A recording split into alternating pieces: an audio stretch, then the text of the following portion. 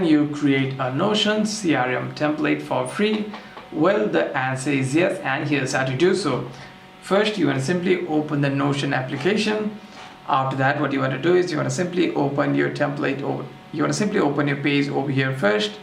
And after you have done so, you want to simply tap on the Notion pages headline over here, and you want to type in, and here you want to simply name the database CRM or customer manager. After that, what you want to do is you want to simply add templates over here. What you want to do is you want to simply tap on more option over here, and by doing so you'll be able to see all kinds of templates on here.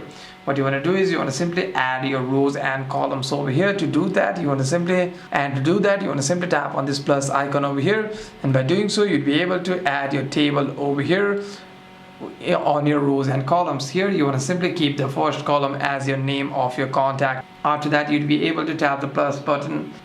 After that, you'll be able to tap that plus icon again to add your company phone, your email, your status, and last contacted options as well to keep the